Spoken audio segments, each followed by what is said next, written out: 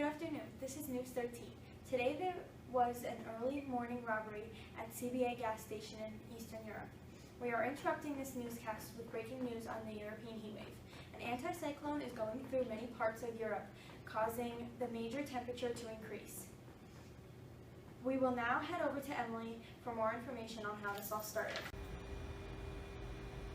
Thank you, Macy. The severe weather event has been bringing searing heat for all of Europe. This map clearly shows the blistering effects of the perfect storm of climate change and weather patterns. Here in Paris, this map is clearly depicting the sweltering temperature of 38 degrees Celsius. For those tourists out there, this means 100 degrees Fahrenheit. The average temperature for Paris in June is 16 degrees Celsius, or 61 degrees Fahrenheit. There are many reasons why it's so hot outside right now. One explanation for this is, as Macy has stated previously, an anticyclone. The anticyclone is moving clockwise with a high-pressure system at its center. The high-pressure system that has been over this area and the rest of Europe since June has led to warmer and drier weather. A high-pressure system occurs when cool air is sinking, causing air to become stable. This means that there will be no precipitation for the affected areas. The specific type of anticyclone that brings these effects is called a blocking anticyclone. They can stay in place from days to weeks to months. So these extreme temperatures may be sticking around for a while. Here's a clear representation of the anticyclone that's blocking our area. Now, back to you, Macy. Thank you for that report, Emily. We will now meet Lindsay, who is live in Paris with coverage of the heat wave that is affecting millions.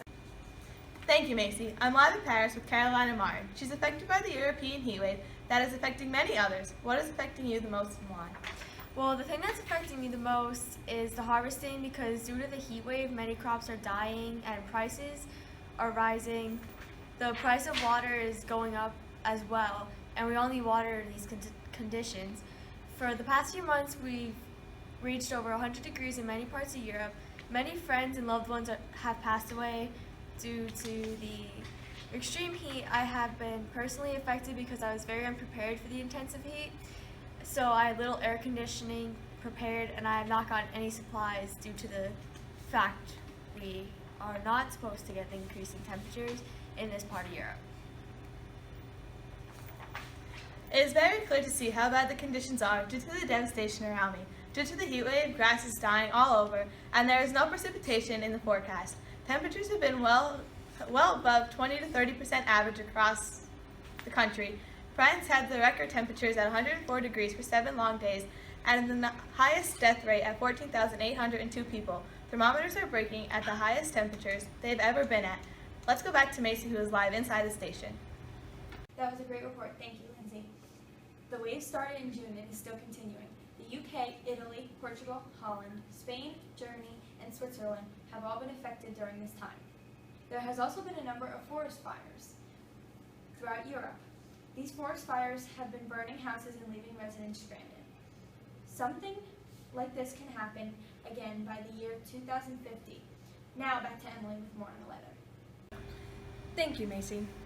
The lingering effects of the decaying El Niño that occurred in late 2002 to early this year are also to blame. The El Niño that I mentioned earlier in this segment is a form of short-term climate change. It occurs when warm ocean water from the western Pacific Ocean moves eastward towards South America. El Niños are known to bring drought to formerly wet areas, killing crops and drying up water supplies. Climate change is a huge issue now facing Europe and the rest of the world. The heat wave might have been brought on by climate change, as I explained with the El Niño, but long-term climate change might have just as much of an effect on our weather now as short-term climate change does. Global warming may be changing our climate, causing the searing heat. So far, Earth's temperature has increased 1 degree in the last 100 years. We all know weather is different than climate, and that our weather being 1 degree warmer is no big deal. But 1 degree change in climate is a big deal. Climate is the long-term average of the weather. So when climate changes, the weather becomes less predictable and different than what it used to be, explaining the strange heat plaguing Europe. This image is showing the places most severely affected and vulnerable to climate change.